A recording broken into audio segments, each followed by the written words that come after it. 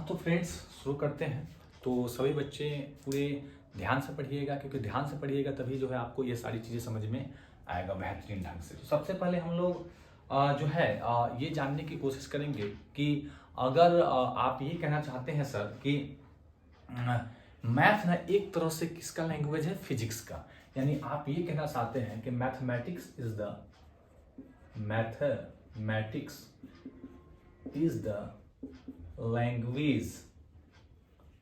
Language of physics. कैसे?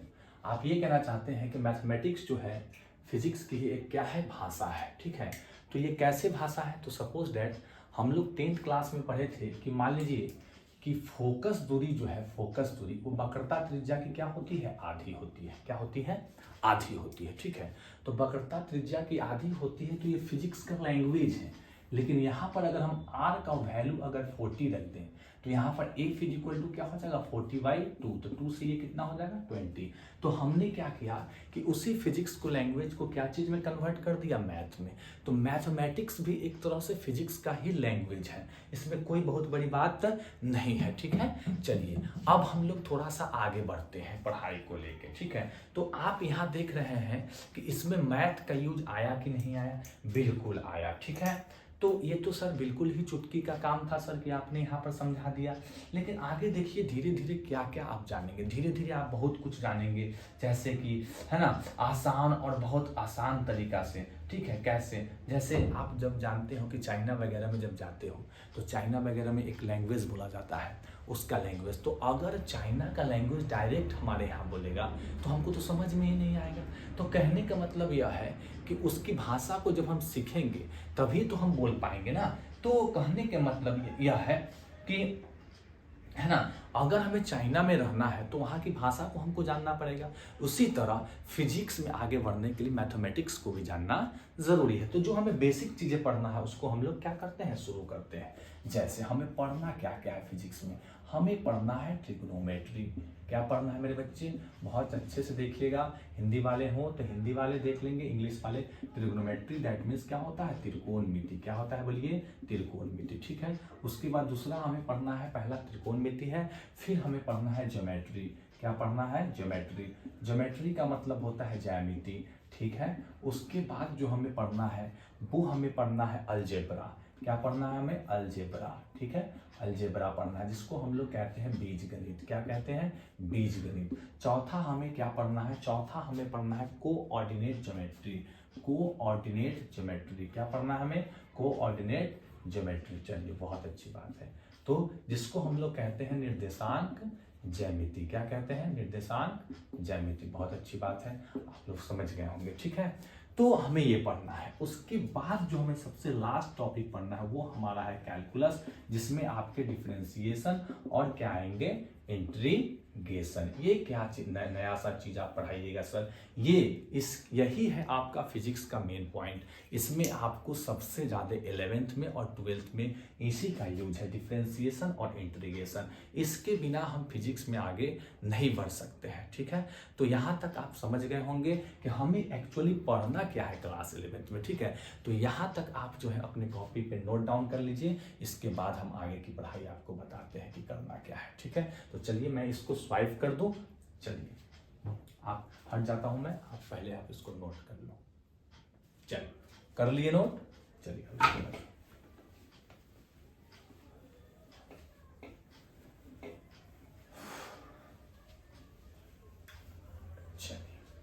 हो गया swipe.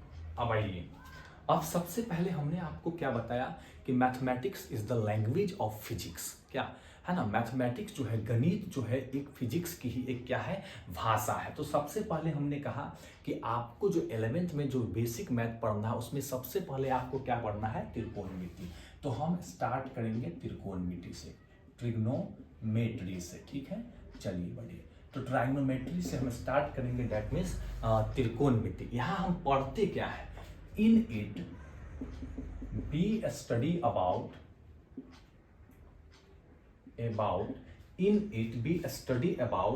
the sides of an angle, the sides of an angle the sides of an angle, है ना, of right angle triangle, of right angle triangle, of right angle triangle. चलिए, right angle triangle, तो यहाँ पर हम लोग study करते हैं, है ना, समकोण त्रिभुज। राइट एंगल ट्रायंगल का मतलब हुआ समकोण त्रिभुज की भुजा और उसके कोण के बारे में। किसके बारे में अध्ययन करते हैं? भुजा और उसके कोण के बारे में। इसमें एक बहुत ही जबरदस्त वाला टॉपिक याद करके रखना होगा आपको। वो क्या है? Concept of base and perpendicular. सबसे पहले हम क्या चीज की, दो ही चीज को लेकर चलना है, एक तो भुजा को और दूसरा राइट एंगल के एंगल को, यानी भुजा और कोण को रिलेट करके हम क्या करेंगे, इसमें बढ़ेंगे। तो सबसे पहला जो हमको पढ़ना है वो कंसेप्ट है हमारा क्या चीज का? Concept of base and perpendicular. हमें बेस और किसका बोलिए? कंसेप्ट ऑफ बेस मतलब हमें आधार का, समकोण त्रिभुज के आधार और उसके कुंची के बारे में अध्ययन करना है, लंब के बारे में। अगर हम इसको अध्ययन कर ले तो हम टॉपिकली वाइज आगे समझ सकते हैं, ठीक है। तो इस बात को आप समझ गए होंगे जनरली। तो चलिए हम लोग शुरू करते हैं, ठीक है। शुरू क्या करते हैं कि सपोज दैट, मान लीजिए कि ये आपका समकोण त्रिभुज है। वेरी गुड, समझ गए सर। मान लीजिए कि आपका समकोण त्रिभुज है और यहाँ पर मैंने ले लिया A B C. Very good, A B C ले लिया और यहाँ पर मैंने कोई, यहाँ तो आपका 90 होगा ही फिक्स, कोई दिक्कत नहीं। लेकिन अगर यहाँ अल्फा ले लिया और यहाँ बीटा ले लिया तो अल्फा के अकॉर्डिंग, जहाँ अल्फा एंगल बन रहा है उसके अकॉर्डिंग यहाँ पर जो आपका बेस होगा वो क्या हो जाएगा? BC हो जाएगा। BC आपका क्या हो जाएगा? आधार, जिसको आप क्या कहते हो? बेस कहते हो, ठीक है। और अल्फा के अकॉर्डिंग AC आपका क्या हो जाएगा? लंब हो जाएगा, जिसको आप क्या कहते हो? परपेंडिकुलर कहते हो, ठीक है। Perpendicular means P। अल्फा के अकॉर्डिंग मतलब जहां कोण बन रहा है, सीधे भाषा में समझो, जहां कोण बन रहा है उसको हम आधार मान के चलेंगे और उसके सामने वाली भुजा क्या हो जाएगी? लंब हो जाएगी और कर्ण कभी चेंज होगा नहीं। तो अल्फा के अकॉर्डिंग AB जो होगा आपका, वो आपका कर्ण होगा। दैट मीन्स आप हाइपोटेनियस कह सकते हो, जिसे आप H से डिनोट करते हो। तो ये अल्फा के अकॉर्डिंग हुआ। उसी तरह आप ही बता दीजिए कि बीटा के अकॉर्डिंग क्या होगा? बीटा के अकॉर्डिंग जहां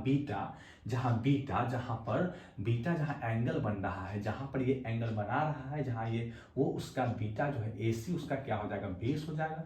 बेस का मतलब आधार हो गया। और यहाँ पर अल्फा जो हो जाएगा बीटा के अकॉर्डिंग जो आपका BC होगा, यानी इसके सामने वाली भुजा जो होगी वो इसका क्या होगा? लंब होगा, जिसको आप क्या कह सकते हैं? परपेंडिकुलर कह सकते हैं। क्या कह सकते हैं? और कर्ण तो इसमें भी चेंज बिल्कुल नहीं होगा।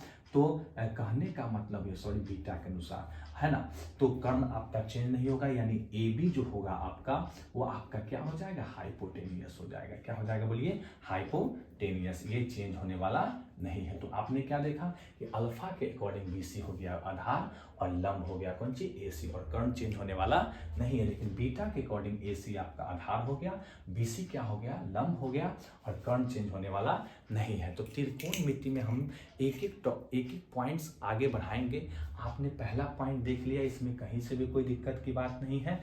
अब हम लोग थोड़ा सा आगे बढ़ेंगे। आप जनरली जो है क्या पढ़े हैं, इसको मैं स्वाइप कर देता हूं, आप लोग इसको नोट डाउन कर लीजिए पहले। चलिए, नोट डाउन कर लिए। चलिए, मैं इधर साइड हो गया।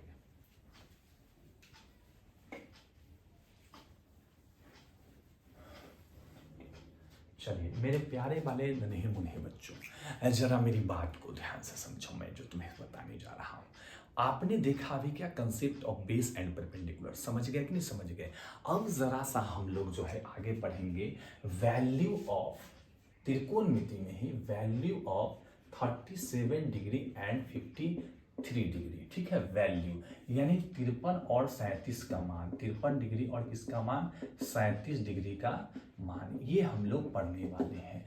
ये बहुत ज़्यादा जरूरी होता है। 53 और 37 का मान क्यों जरूरी होता है? क्योंकि फिजिक्स में बहुत सारे ऐसे न्यूमेरिकल्स होंगे जहाँ पर इसका प्रयोग होगा, तो हम लोग जो है इसको जानेंगे। 53 डिग्री और 37 डिग्री का मान। चलिए, 53 डिग्री और 37, जनरली आप इतना वैल्यू तो जानते हैं कि 0 डिग्री, 30 डिग्री, 45, 60, 90, लेकिन उसके अलावा भी कुछ वैल्यू है फिजिक्स में जो हमें जानना जरूरी है। अगर हम नहीं जानेंगे तो हम फिजिक्स के बहुत सारे न्यूमेरिकल को सॉल्व नहीं कर पाएंगे, ठीक है। तो चलिए शुरू करते हैं। पहले हम लिखेंगे वैल्यू ऑफ 37 और 53। 53 और 37 के लिए एक बहुत जबरदस्त कंसेप्ट है। आपको समकोण त्रिभुज को ही लेकर चलना है। सपोज दैट कि अगर मैं यहाँ कहूँ कि 90 है और यहाँ पर मैं 37 ले लूँ, तो यहाँ पर ऑब्वियसली कितना होगा, 53 ही होगा, है ना। होगा कि नहीं होगा, क्योंकि 37 और 53 कितना होगा, 90, और 90 कितना हो जाएगा, 180 डिग्री हो जाएगा। और आपको पता है कि समत्रिभुज में तीनों कोण कितना डिग्री के बराबर होता है, 180 डिग्री के बाद। वेरी गुड सर, आपने बिल्कुल सही बताया। अब मुझे बताइए कि इसका एक जबरदस्त वाला ट्रिक है कि जहाँ 37 हो वहाँ से शुरू करते हैं 3, इसके सामने से 4 और 5, 3 4 5 वाला कंसेप्ट चलता है। और ये 5 आया भी कहाँ से, तो आप जानते हो कि कर्ण का स्क्वायर जो होता है लंब के स्क्वायर जो किसका, आधार के स्क्वायर के बराबर होता है। तो 16 + 9 मतलब 25, मतलब क्या आया होगा, 5। तो 3 4 5 वाला कंसेप्ट हम लेकर चलते हैं, ठीक है। और इसी के अकॉर्डिंग हम त्रिकोणमिति सभी रेशियो को क्या कर लेते हैं, निकाल लेते हैं। जैसे साइन थीटा, तो साइन थीटा क्या होता है, लंब बटे कर्ण। तो मैं यहाँ पर साइन अगर 37 लूंगा तो इसके अनुसार लंब बटे कर्ण मतलब परपेंडिकुलर बाई हाइपोटेन्यूज कह लो, या आप लंब बटे कर्ण कर लो। तो लंब आपके 37 के अनुसार एंगल लंब कितना हो जाएगा, 3, और कर्ण तो बदलता नहीं है तो कितना हो जाएगा, 5, कोई दिक्कत नहीं है। उसी तरह मैं आपसे कहूँ cos 37, तो cos 37 क्या होगा, आधार बटा क्या होता है, कर्ण होता है, जिसको आप इंग्लिश में कहते हो बेस बाई हाइपोटेन्यूज। क्या कहते हैं आप, बेस बाई हाइपोटेनियस कहते हैं। जैसा मन जिसका आप कह लीजिए, हिंदी में है तो वही कह लीजिएगा, है ना। आधार बटे कर्ण आप करें, इंग्लिश में कह दीजिएगा कौन चीज, है ना, क्या कह दीजिएगा आप, बेस बाई हाइपोटेनियस कह दीजिएगा। तो आप देखिए 37 के अनुसार बेस यही ना हो जाएगा बचवा मेरा, और कर्ण कितना हो जाएगा, 5 हो जाएगा, कोई दिक्कत नहीं। उसी तरह अगर आपसे साइन 53 का वैल्यू पूछ दे बबुआ, तो कितना हो जाएगा, लंब बटे कर्ण ना, अभी ना ऊपर पड़े हो जी, तो 53 के अनुसार ये बेस हो गया जी, ये लंब हो गया, ये कर्ण हो गया, तो लंब कितना है, 4, कर्ण कितना हो गया, 5। उसी तरह आपसे cos 53 का वैल्यू पूछ दे तो आधार बटे क्या होता है, कर्ण।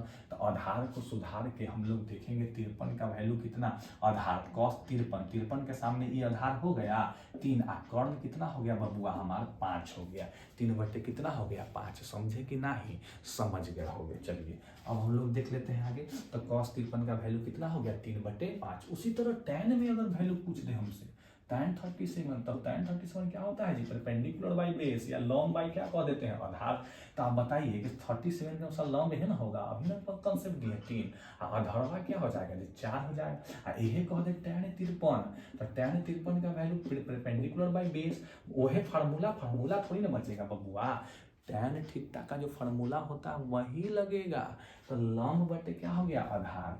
तो tan 53 का वैल्यू कह रहा है, 53 के अनुसार लंब क्या हो जाएगा, 4 हो जाएगा, और आधार कितना हो जाएगा, है ना, आधार इसका 3 हो जाएगा। तो इसी तरह कुछ जो है हम 53 37 का वैल्यू जो है आसानी से फाइंड आउट कर समझ गए कि नहीं समझ रहे, पढ़ के रहो यार, पढ़ हमसे न रहे हो जी, बिल्कुल समझ जाओगे, एकदम टेंशन बिल्कुल मतलब ये सब ना उड़ा देंगे एकदम, तुम टेंशन में 11th के पर फिजिक्स से उड़ा देंगे, खत्म एकदम, एक ही 2-3 दिन में खत्म कर देंगे, टेंशन मत लो, ठीक है ना। तो चलिए इसको नोट कर लीजिए, इसको जल्दी से सारे बच्चे नोट कर लेंगे ताकि हम आगे बढ़ सकते हैं अपने पढ़ाई को लेकर, ठीक है। तो चलिए कर लिए नोट, बहुत अच्छी बात है। चलिए अब हम लोग थोड़ा सा आगे बढ़ते हैं, यहाँ तक अगर आप नोट कर लिए तो इसी तरह सारा वैल्यू हम क्या कर लेंगे, निकाल लेंगे। चलिए मैं इसको नोट कर लिए, चलिए मैं इसको स्वाइप कर देता हूँ।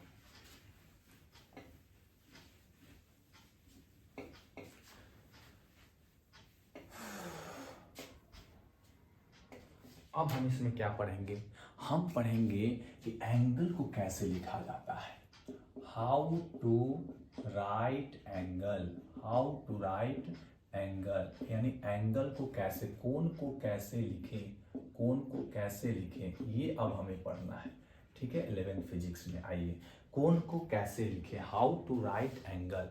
जरा मेरी बात को समझिए, माना कि आपने न्यूमेरिकल को सॉल्व किया, आप न्यूमेरिकल को सॉल्व कर रहे हैं, और सॉल्व करते करते क्या हुआ कि साइन थीटा का वैल्यू जो है आपको आ गया 1/2। साइन थीटा का वैल्यू क्या आ गया, 1/2। तो आप कह दीजिएगा कि साइन थीटा, सर थीटा का वैल्यू हो जाएगा 30 डिग्री, और अगर हम कह दें कि सर tan थीटा का वैल्यू आ गया √थीटा, थीटा का वैल्यू आप कह दीजिएगा कितना डिग्री, 60 डिग्री। बड़ा आसान, इसको तो 10वां में पढ़े हुए थे 10th क्लास में, कोई दिक्कते वाला बात ना। लेकिन बबुआ हमार अगर आपको कह दे कि tan थीटा मतलब तब भी आप कह दीजिए थीटा इज इक्वल टू कितना 45, कोई दिक्कत नहीं, क्योंकि यहाँ पर 45 रखेंगे तो सर 1 आ जाएगा। लेकिन मेरे बच्चे साइन थीटा का वैल्यू आपको कह दे कि 1/4 आ गया, तो लीनी का दीनी मतलब आप जो है अब आगे समझ नहीं पाइएगा। साइन थीटा का वैल्यू 1/4 हो गया, तो 1/4 हो गया तो आप मुझे बताइए कि साइन थीटा 1/4 तो हमारे कोई सारणी में है ही नहीं वैल्यू। तो इस कंडीशन में कुछ नहीं करते हैं, थीटा को इधर ही रखते हैं, साइन को कहते हैं तो बराबर उधर फेंका जाओ, तो ये फेंका जाता है उधर जाके, तो उधर जब फेंकाता है तो साइन इनवर्स में बदल जाता है 1/4। जैसे आपका tan थीटा का वैल्यू मान लीजिए 4 आ गया, तो tan थीटा सारणी में हम देखें tan थीटा का वैल्यू जो है 4 कुछ होता ही नहीं, तो उस समय थीटा का वैल्यू कैसे निकलता है, tan को उधर फेंक दीजिए, tan इनवर्स क्या हो जाएगा, इनवर्स में बदल जाएगा, यानी वैल्यू होगा लेकिन क्या चीज में हो जाएगा, इनवर्स। तो इस तरह करके जो जनरल एंगल जो हमारा फिक्स है, जिसका सारणी मान है उसका तो हम निकाल लेंगे, जिनका मान नहीं निकलेगा उसको हम बराबर उधर क्या करेंगे, फेंक देंगे, तो फेंक देंगे तो कुछ बदल जाएगा, वो इनवर्स में बदल जाएगा। यहाँ तक आप समझ गए होंगे। तो चलिए हाउ टू राइट एंगल भी हो गया, जरा इसको नोट कर लीजिए आप लोग, ठीक है, कर लिए नोट। चलिए अब आगे आते हैं,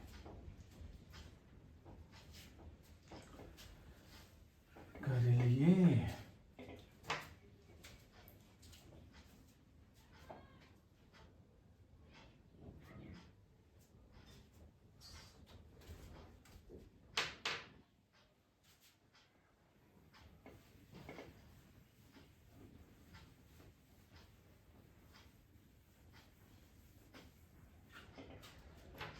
तो बच्चों, अगर आप लोगों को आज का क्लास अगर अच्छा लगा होगा तो आप मुझे कमेंट करें, मैं अपने चैनल पर इस वीडियो को अपलोड कर दूंगा।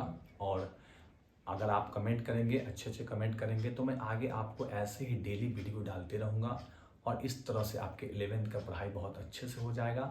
और चूँकि मेरा नाम मयंक कुमार सिंह है, मैं फुलहारा बाज़ार में मैं अपने इंस्टीट्यूट को चला रहा हूँ, ठीक है। तो उसके अकॉर्डिंग जो है आप लोग जो है, जो भी बच्चे चाहते हैं कि क्लास के लिए, तो आप मुझे कांटेक्ट कर सकते हैं, लोकल बच्चों को मैं कह रहा हूँ, ठीक है।